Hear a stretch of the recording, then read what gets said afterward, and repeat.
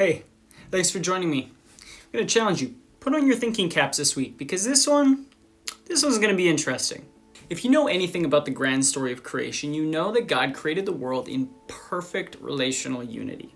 But as many of you know, the story takes a really drastic turn as humanity chooses not to trust God and thus fractures their primary relationship. This causes a catastrophic breakdown in all of our other relationships, to the point where all of a sudden we're asking the question, can I trust anyone?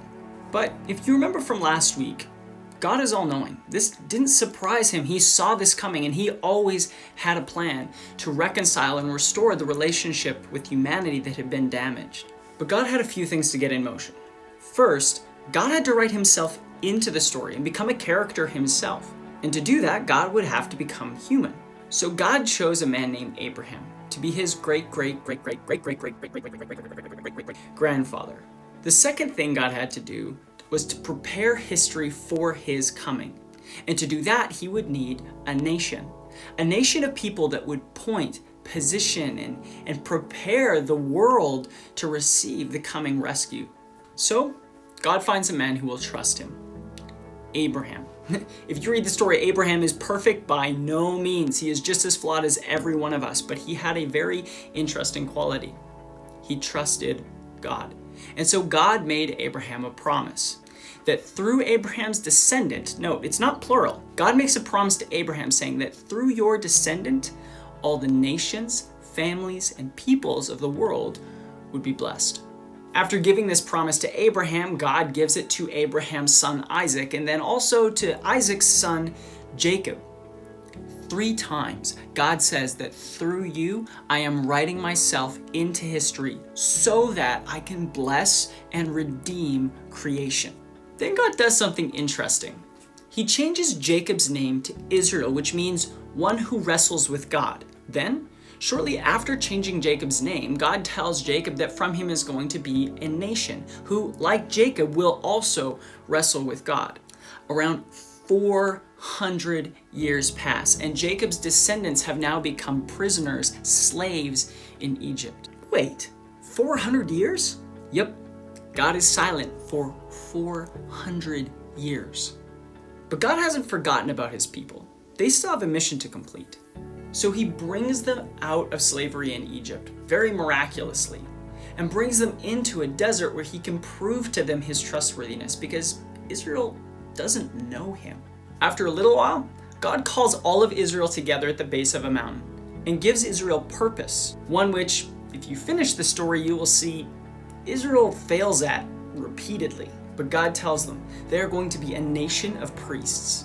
Basically, God is telling Israel that they are to be relational go-betweens between God and humanity.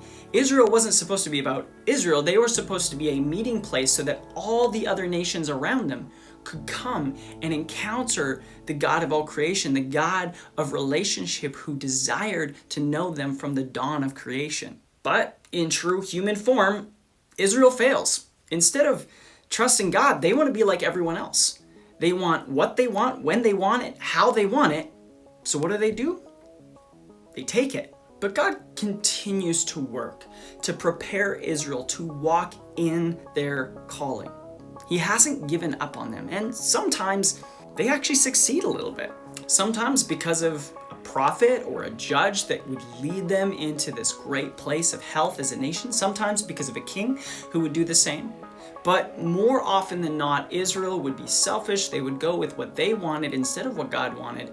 And the results, well, most of the time they ended up more corrupt than the corrupt nations around them. And what resulted was captivity. Repeatedly, Israel is taken captive by surrounding nations as God tries to discipline Israel and say, look, you're not supposed to be like these nations. You're supposed to be distinct. Different. But time and time again, as a result of their sin, they're removed from the land, removed from the presence of God. And Israel is conquered, first by the Assyrians, then the Babylonians, then Persia, and finally Rome. Then God is silent for another 400 years.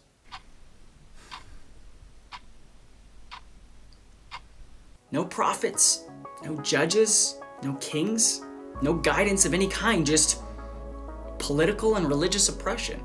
Has God forgotten them, given up on them? Has God finally had enough with Israel's rebellion?